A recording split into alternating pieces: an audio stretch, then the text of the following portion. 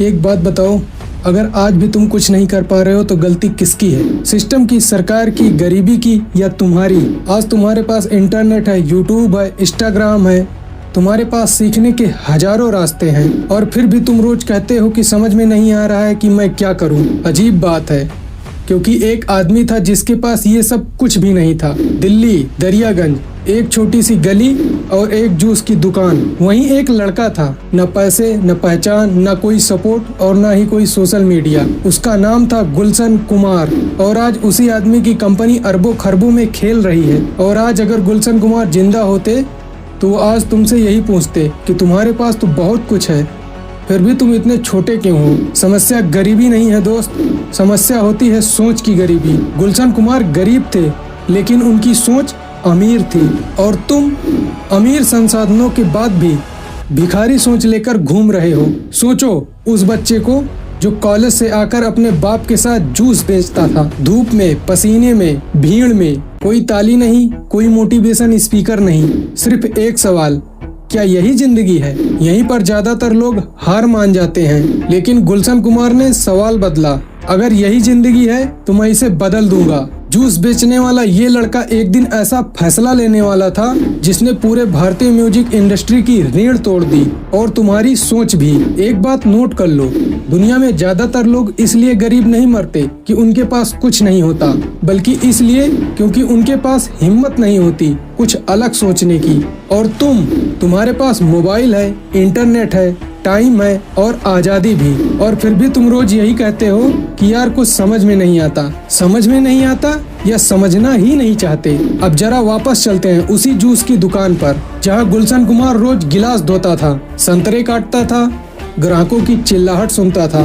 कोई कैमरा नहीं, कोई मोटिवेशन कोच नहीं, कोई बिलीव इन योरसेल्फ नहीं। वो रोज देखता था लोग पैसे फेंकते, जूस पीते और भूल जाते, और यहीं से उसके दिमाग में एक खतरनाक सोच पैदा हुई। उसने सोचा लोग सुनना चाहते हैं, लोग गाना चाहते हैं, लेकिन म्यूजिक महंगा है और जहां म्यूजिक महंगा है वहां मुनाफा छुपा है। अब ध्यान देना, ये वही जगह है जहां तुम डर जाते हो, क्योंकि तुम कहते हो भाई ये मेरा फील्ड नहीं है।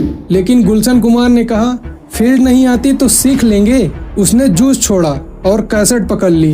न MBA, न पैसा और न ही कोई इंडस्ट्री में जान पहचान, सिर्फ एक हथियार, सस्ती कीमत। उस समय म्यूजिक कंपनियां गानों को अमीरों की चीज बना चुकी थी, रिकॉर्डर महंगे थे और आम आदमी बाहर था। गुलशन कुमार ने पूरा सिस्टम पलट दिया। उसने कहा अगर गरीब गाना नहीं खरीद सकता तो मैं गाने को गरीब तक पहुंचाऊंगा। यहीं से बड़े लोग डर गए। अब खुद से पूछो तुम्हारे आसपास कौन सी चीज महंगी है, कौन सी चीज आम आदमी तक नहीं पहुंच रही। वहीं तुम्हारा मौका छुपा है, लेकिन तुम नेटफ्लिक्स देख रहे हो। 1983, एक छोटा सा ऑफिस और कुछ मशीनें और एक नाम, टी सीरीज। कोई तालियां नहीं बजी, कोई न्यूज नहीं आई, लेकिन म्यूजिक इंडस्ट्री के ताबूत पर पहली कील ठुक चुकी थी। हर गली, हर बस, हर टेप रिकॉर्डर, टी सीरीज। और लोग सोचते रहे ये टिकेगा नहीं। दुनिया हमेशा यही सोचती है जब कोई नीचे से ऊपर आता है। लेकिन एक बात याद रखना, जब गरीब आदमी सिस्टम समझ लेता है ना, तो या तो वो भगवान बनता है या उसे सिस्टम मार देता है। गुलशन कुमार अभी सिर्फ अमीर नहीं हुआ था, वो अब खतरनाक हो रहा था। सच बोलूं, ज्यादातर लोग भगवान को नहीं मानते, वो सिर्फ भगवान का इस्तेमाल करते हैं। कोई मंदिर में लाइन में खड़ा है और कोई मस्जिद में सिर झुका रहा है, कोई चर्च में मोमबत्ती जला रहा है, लेकिन बाहर निकलते ही वही झूठ, वही धोखा, वही आलस। धर्म को शर्ट की तरह पहन लिया जाता है और फिर उसे उतार दिया जाता है। अब ध्यान देना, गुलशन कुमार कोई बाबा नहीं था। वो भगवान को बेचने नहीं आया था, वो भगवान को लोगों तक पहुंचाने आया था। उसने देखा गरीब आदमी मंदिर जाता है और अमीर आदमी म्यूजिक सुनता है, लेकिन भक्ति गीत वो तो दोनों को चाहिए। उस समय भजन सुनना मतलब बूढ़े लोग सुबह सुबह रेडियो। गुलशन कुमार ने यही तोड़ा। उसने कहा अगर फिल्मी गाने कैसेट पर बिक सकता है तो भजन क्यों नहीं। और यहाँ पूरी इंडस्ट्री की हवा टाइट हो गई, क्योंकि उसने भक्ति को शर्म की चीज नहीं, शक्ति की चीज बना दिया। हर बस में, हर दुकान पे, हर गली में वैष्णो देवी के भजन, शिव भक्ति के भजन, राम नाम के भजन, बिना जबरदस्ती, बिना किसी उपदेश के। और तुम तुम कहते हो धर्म पर्सनल है, असल में तुम कंफ्यूज हो, और कंफ्यूज आदमी कुछ भी खड़ा नहीं कर पाता। ध्यान रखना, जो आदमी किसी एक चीज में पूरी तरह विश्वास नहीं करता वो कभी किसी चीज का मास्टर नहीं बन सकता। और गुलशन कुमार सिर्फ अमीर नहीं था, वो अब खतरनाक रूप से प्रभावशाली हो चुका था। और जब आप लोगों के घरों में घुस जाते हो ना, तो कुछ लोगों को दर्द होने लगता है। कुछ लोगों ने कहा ये भक्ति को गंदा कर रहा है, कुछ लोगों ने कहा ये बिजनेस है, सेवा नहीं, और कुछ लोग चुप रहे। दुनिया में सबसे खतरनाक लोग वो होते हैं जो चुप रहते हैं और फोन करते हैं। गुलशन कुमार अब सिर्फ सिस्टम नहीं तोड़ रहा था, वो गलत लोगों की कमाई रोक रहा था। हर इंसान अपने जिंदगी में एक कॉल का इंतजार करता है, लेकिन कुछ कॉल जिंदगी बदलने के लिए नहीं, जिंदगी को खत्म करने के लिए आती हैं। 1990 मुंबई टी सीरीज अब सिर्फ कंपनी नहीं थी, वो एक साम्राज्य बन चुकी थी। हर ऑटो में उसी के गाने, हर शादी में उसी के कैसेट, हर मंदिर में उसी के भजन, और हर महीने करोड़ों रुपए।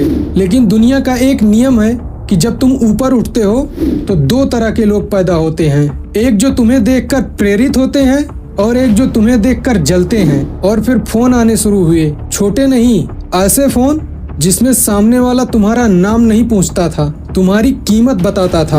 उधर से फोन पर आवाज आई, पैसा भेजो। ये कोई बिजनेस नहीं था, ये डर का टैक्स था। अब यहाँ ज्यादातर लोग टूट जाते हैं क्योंकि इंसान पैसा खोने से डरता है, वो जान खोने से डरता है। और यहीं से फर्क शुरू होता है आम आदमी और इतिहास बनाने वालों में। आम आदमी सोचता है मैं कैसे बचूं, और इतिहास बनाने वाला सोचता है मैं गलत के सामने क्यों झुकूं। लेकिन गुलशन कुमार ने सिर्फ एक शब्द बोला, ना, सिर्फ ना। जिंदगी में कुछ ना गलियों से ज्यादा आवाज करते हैं। अब खुद से पूछो, तुमने आखिरी बार किस गलत चीज के पीछे ना बोला था? या तुम हर दिन डर के सामने समझौता कर रहे हो? दिन गुजरते गए लेकिन मौत इंतजार कर रही थी।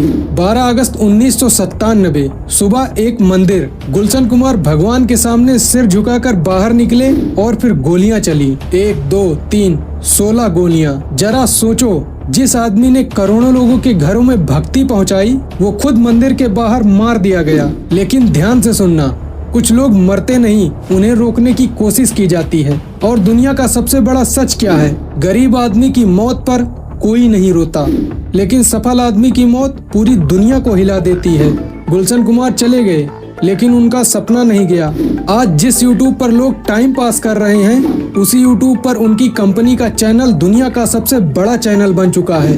अब फैसला तुम्हारा है, मोबाइल हाथ में लेकर सिर्फ स्क्रॉल करना है या कुछ ऐसा बनाना है जिससे तुम्हारे जाने के बाद दुनिया तुम्हारा नाम ले। कुछ लोग मरने के बाद खत्म हो जाते हैं और कुछ लोग मरने के बाद शुरुआत बन जाते हैं। एक कड़वी बात सुनोगे, आज का इंसान थका हुआ नहीं है, वो बिखरा हुआ है। उसके पास समय है लेकिन फोकस नहीं, उसके पास इंटरनेट है लेकिन इरादा नहीं, उसके पास सपने हैं लेकिन दर्द सहने की हिम्मत नहीं।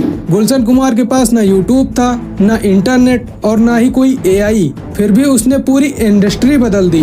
और तुम्हारे पास दुनिया की सारी जानकारी एक जेब में पड़ी रहती है और तुम हर रात को यही सोचते हो, यार जिंदगी में कुछ बड़ा करना है। और अगली सुबह सिर्फ रील्स। तुम गरीब नहीं हो, तुम्हारा दिमाग किराए पर चला गया है। ये मोबाइल तुम्हारे हाथ में नहीं है, तुम इसके हाथ में हो। हर स्वाइप, हर थोड़ा सा डोपामीन तुम्हारे अंदर की आग को थोड़ा थोड़ा करके मार रहा है। अब खुद से पूछो, तुम आखिरी बार कब बिना मोबाइल छुए 2 घंटे बैठे थे? जिस इंसान का ध्यान कंट्रोल में नहीं है, उस इंसान की जिंदगी भी कंट्रोल में नहीं होती। गुलशन कुमार ने जूस बेचते वक्त भी मौका देखा, और तुम ऐसे ही कमरे में बैठकर सिर्फ बहाने ढूंढ रहे हो। तुम्हें मोटिवेशन नहीं चाहिए, तुम्हें अपने अंदर मरे हुए इंसान को जगाना पड़ेगा। आज का लड़का मेहनत से नहीं डरता, वो अकेलेपन से डरता है। इसीलिए वो हर समय किसी न किसी आवाज में भागता रहता है। म्यूजिक, नोटिफिकेशन, चैट्स, वीडियो, क्योंकि जैसे ही सन्नाटा आता है उसे अपनी असली हालत दिखाई देने लगती है। और सबसे खतरनाक बात पता है क्या है? तुम्हें धीरे धीरे एवरेज बनाने की आदत पड़ गई है। एक एवरेज सपने, एवरेज मेहनत, एवरेज दर्द और एवरेज जिंदगी। और फिर लोग कहते हैं किस्मत खराब है। गुलशन कुमार की भी किस्मत अच्छी नहीं थी। वो शरणार्थी परिवार से था, जूस बेचते थे, धमकियां मिली, मार दिए गए, लेकिन उन्होंने एवरेज बनने से इनकार कर दिया। याद रखना, दुनिया में दो तरह के लोग होते हैं, एक वो जो हालात देखकर रुक जाते हैं, दूसरे वो जिन्हें हालात देखकर गुस्सा आता है। अब फैसला तुम्हारा है, तुम भीड़ बनोगे या कहानी। क्योंकि जब एक जूस बेचने वाला लड़का दुनिया का म्यूजिक इंडस्ट्री का सबसे बड़ा साम्राज्य बना सकता है तो तुम्हारे पास बहाने तो बचते ही नहीं। आज से फोन नीचे रख दो और जिंदगी को ऊपर उठाना शुरू करो। अंत में मैं बस इतना कहना चाहता हूँ कि सोचो यार, जब एक जूस बेचने वाला लड़का दुनिया का सबसे बड़ा म्यूजिक इंडस्ट्री खड़ा कर सकता है तो हम सबके पास तो बहुत कुछ है, जिंदगी में बहुत कुछ कर सकते हैं। तो आज से फोन को नीचे रखो, कुछ नया आइडिया लाओ, कुछ नया करना शुरू करो और जिंदगी को ऊपर उठाओ। मुझे बहुत खुशी होगी। मुझसे दोबारा मिलने के लिए चैनल को सब्सक्राइब जरूर करना। मिलते हैं आपसे अगली वीडियो में। समय देने के लिए आपका धन्यवाद। जय हिंद, जय भारत।